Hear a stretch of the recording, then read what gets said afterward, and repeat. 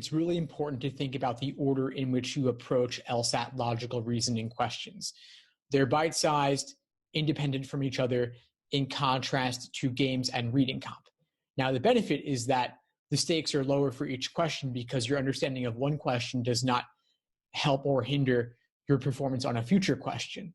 They don't relate to each other, except they sometimes do relate to each other.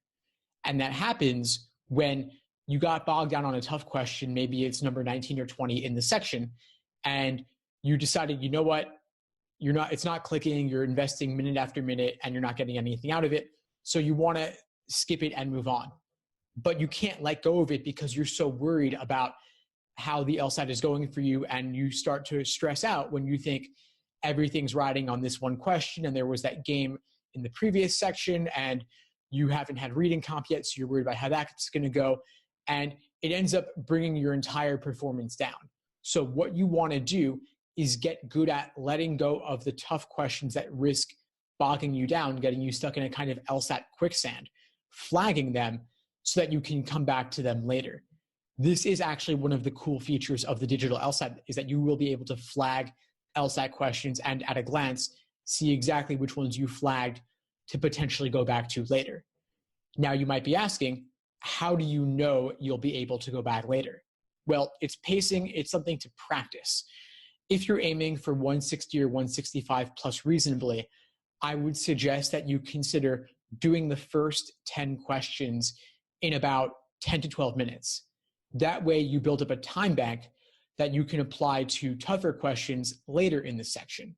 My goal for you is that you do maybe 3 to 5 questions, you flag them, you do them at the end. So maybe you finish the section at the 30-minute mark or the 32-minute mark, giving you 3 to 5 minutes to spare. And then you can go back and tackle those tough ones.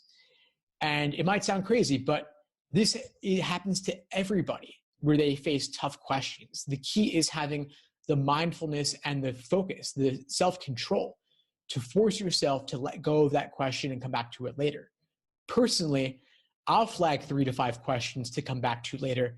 I still do that now, and I'm scoring a 175. That was my official LSAT score. So my advice to you then is, don't worry about the tough ones.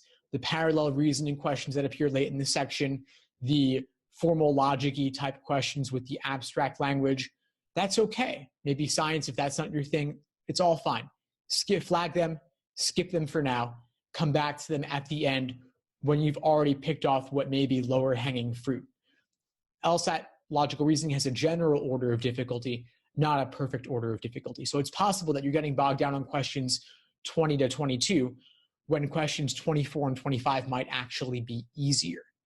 Now, how do you get those formal logic-y questions with tough abstract language? How do you make them easier for yourself? One thing you can do is you can drill them in isolation.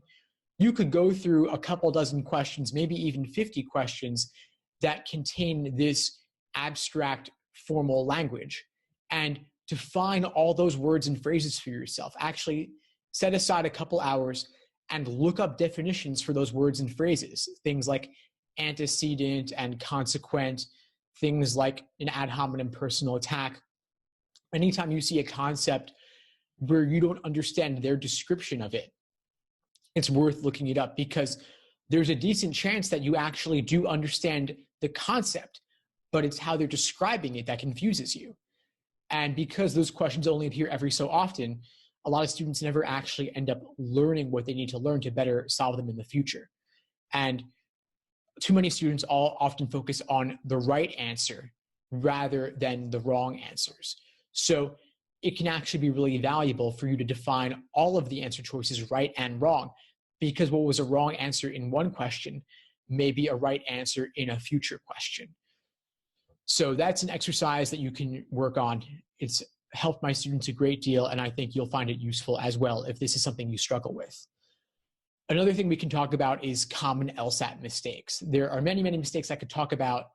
One that stands out as being particularly noteworthy and common is confusing necessary and sufficient assumption questions. A lot of people do questions by type, but they'll do assumption questions all lumped together because that's how some companies categorize them. And this is really important to know the difference between necessary assumption questions and sufficient assumption questions, because they're asking for very different things. It's incredibly important to view them from the proper perspective. Necessary assumption questions are not a strengthened type as many people believe. In fact, they are a very specific kind of must be true question. We know that they must be true because it says necessary in the name of the question. They're looking for something that the argument depends upon, the argument requires, and the argument assumes. And the LSAT actually uses those exact phrases in the question stem to help you ID this question type.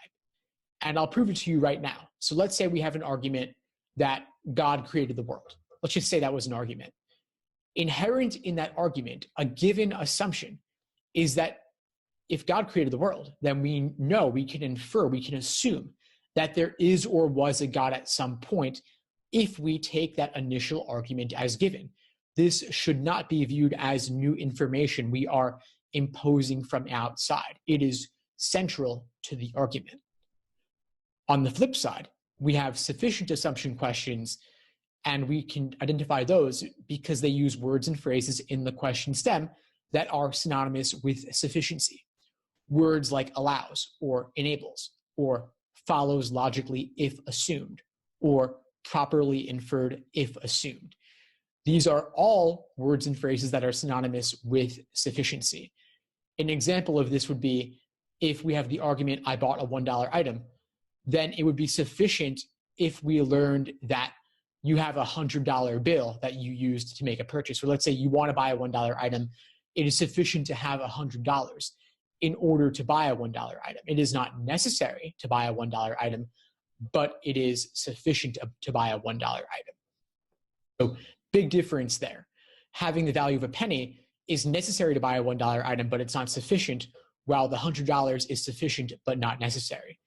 And of course, a stopped clock is right twice a day, so meaning you can occasionally get lucky if you confuse the two, because having $1 is both necessary and sufficient to buy a $1 item, but they'll rarely do that. And in fact, it'll be really difficult sometimes when you're viewing a question from the wrong perspective, because one of LSAC's favorite tricks is to include a sufficient assumption as a wrong answer choice when they're asking you for a necessary assumption question. I'm friends with a former writer of actual LSAT questions. It's funny, the people you meet working in this industry. And we talked a little while ago about the fact that there are common tricks or traps LSAC uses in order to lure students into confidently choosing wrong answer choices. And this is one of many of them. And when it comes to your review process, there may be 1,000 tricks the LSAT is testing, and you're not falling for all of them, or else you'd be getting a 120, which I'm guessing you're not, most likely. So there could be 1,000 tricks they test, and maybe you fall for 100 of them.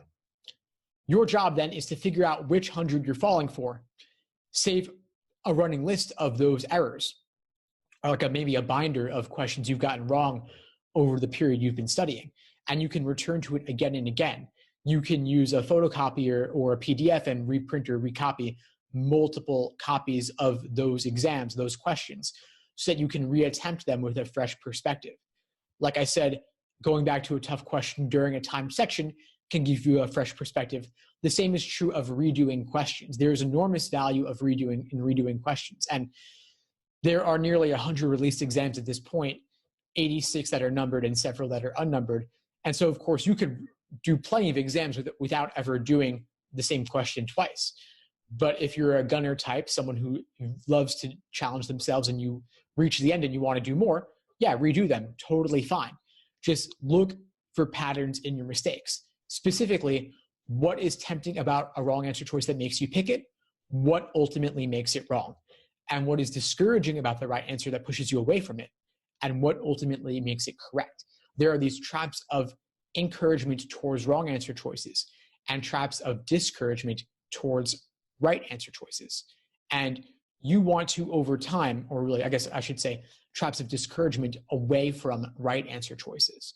And so you want to spot exactly which traps you personally are falling for so that you don't make the same mistake again.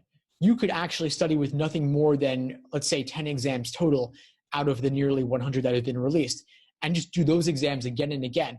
And that would be sufficient to help you figure out what is holding you back and to learn the exam in sufficient depth. Anyway, that's all for now. I hope you found this helpful. If you did, please subscribe to be notified of new episodes as I release them. And feel free to reach out if you need anything at all. I love hearing from students. In the meantime, I wish you all the best and take care. Before I go though, I do want to share a couple of free resources that I'd like to point in your direction. If you go to my website, the LSAT blog, on the homepage, there's a link to download a free, easy LSAT cheat sheet. It's my gift to you. And the cool thing about it is that it contains a general one-page overview of the LSAT, along with links inside the PDF to various resources on related LSAT question types and LSAT sections, LSAT concepts. And so if you're looking for a free download that will help you out on all aspects of your prep, please do feel free to check that out. You can go right now on your computer, on your phone, just Google LSAT blog, you hit the homepage, click the link, you'll be good to go. And again, please feel free to reach out if you need anything at all. I'm happy to help however I can. Take care. Thanks for tuning into the show. Please subscribe if you haven't done so already to be notified of new episodes as I release them. And feel free to reach out if you need anything at all as you move forward with your prep. I'm happy to help however I can. In the meantime, I wish you all the best and take care.